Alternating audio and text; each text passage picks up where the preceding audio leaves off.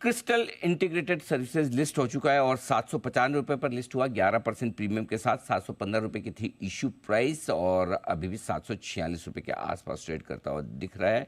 और इशू को रेस्पॉन्स अच्छा मिला था, 13 गुना इशू भरा था। QIB में 7 गुना, HNI 44 गुना और रिटेल 3 गुना। 300 रुपये की इशू साइज थी जिसमें से 175 crore fresh issue, offer for sale 125 crore रुपये का। पहले बता दूं कंपनी के बारे में, दिसंबर 2000 में बनी थी ये कंपनी और इंटीग्रेटेड फैसिलिटीज़ मैनेजमेंट में देश की 8वीं सबसे बड़ी कंपनी है। और इसके बिजनेस को अगर आप समझना चाहें तो housekeeping, waste management, pest control, warehouse, airport management, ये सारी सर्विसेज देने का काम करती है। बड़ी लेबर इंटेंसिव ये सारी सर्विसेज हैं।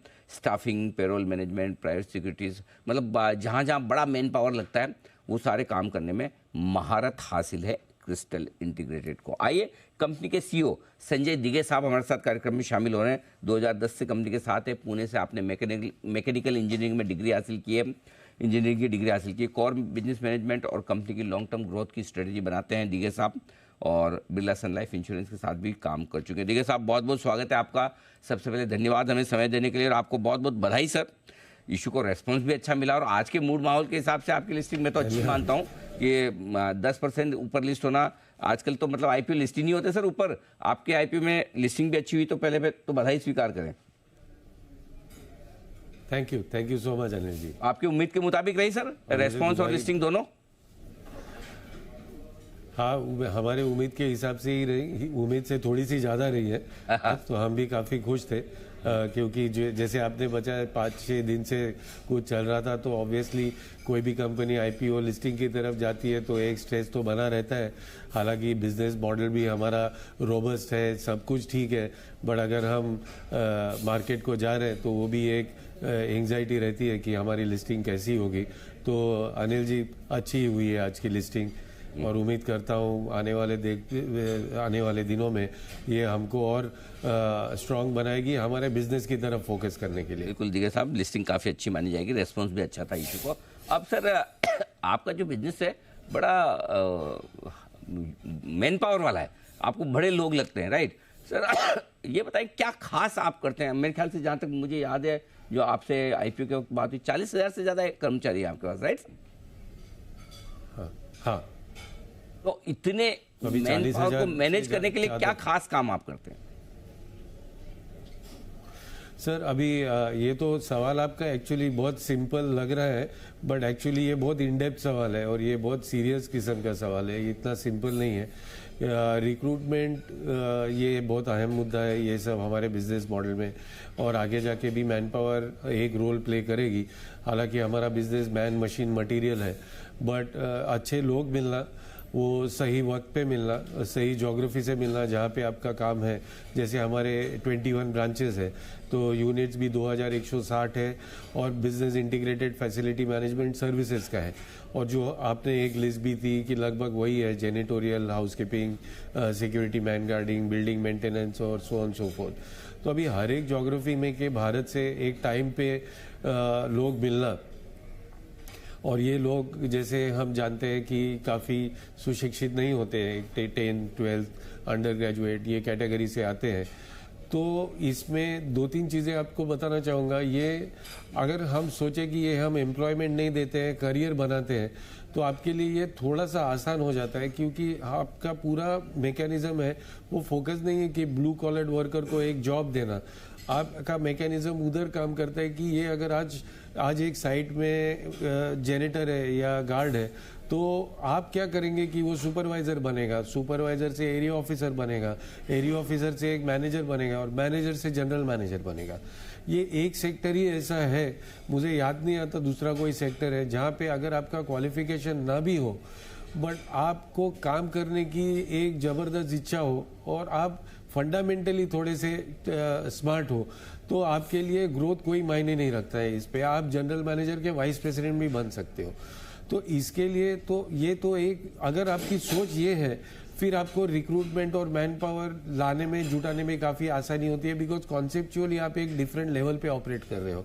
तो हर एक आदमी को आप जेनिटर या गार्ड के हिसाब से नहीं देखते हो, आप वो जेनिटर या गार्ड को आगे जाने वाली आपकी टैलेंट देखते हो जो कंपनी को और आगे लेके जाएगी।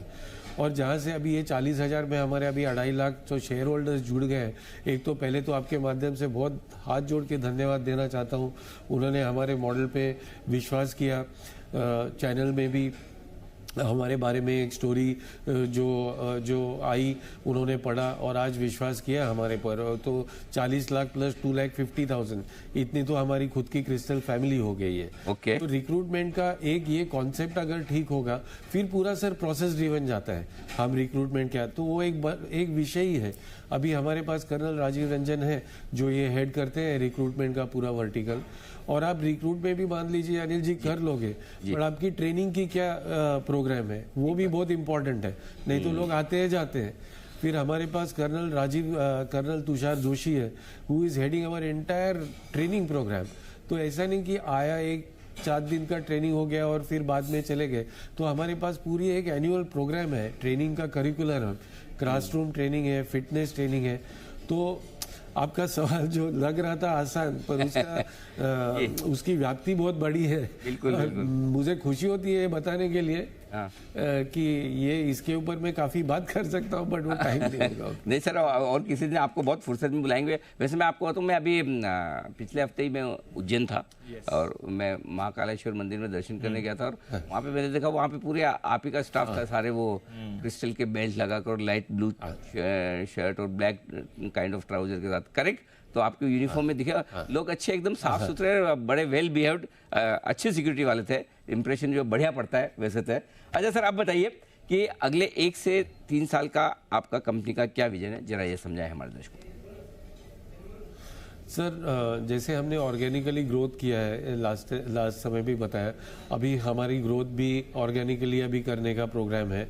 और आपने और सेक्टर जो आप भी जानना चाहेंगे ग्रोथ आएगी कहाँ से, जैसे आपने राइटली बताया आप महाकाल गए थे, तो अभी ये जो टेम्पल है जहाँ आपके माध्यम से डिजिटल मीडिया से पहले थोड़े सीनियर लोग जाते थे, अभी तो यंग जनरेशन जाती है, उसका आर्किटेक्चरल एक स्पिरिचुअल टूरिज्म है। तो अभी वहाँ से भी आप भी कोई बड़े टेम्पल में अभी एक पिलग्रिम सपोर्ट सर्विस भी है, जैसे एयरपोर्ट पे पैसेंजर सपोर्ट होती है। तो जैसे एयरपोर्ट वो एक डोमेन है, टेम्पल भी एक अच्छा सेक्टर है हमारा, जहाँ पे एक पिलग्रिम सपोर्ट, अगर पिलग्रिम कोई दूर दराज से आए तो टेम्पल का मैनेजमेंट और ट्रस्टी भी देखता है कि उनकी क्या क्या सुविधा हो, स्वच्छता हो, अपकीप हो, टेम्पल का भी मेंटेनेंस हो, टेम्पल के आजू बाजू का परिसर, गार्डन वो ठीक रहे। और जो पिलग्रिम लाखों की तादाद में आते हैं तो उनको ना कि धक्का ये वो करो, उनको एक सिस्टमेटिक जाने, क्योंकि लाइन तो लगेगी इतने इसमें, तो उनको सपोर्ट देना बहुत आवश्यक है। तो हम उसमें भी काफी अच्छा रोल प्ले करेंगे। और ये सब आज थोड़ी सी समय की कमी है, मैं आपसे किसी दिन और आपसे समय लेकर मैं आपसे मुलाकात करूंगा, विस्तार में बातचीत भी करेंगे। बहुत बहुत धन्यवाद आज समय देने के लिए, और आपको एक बार फिर से आपके कैपिटल मार्केट की पारी की शुरुआत हुई है, थैंक यू, बहुत बहुत बधाई। आइए।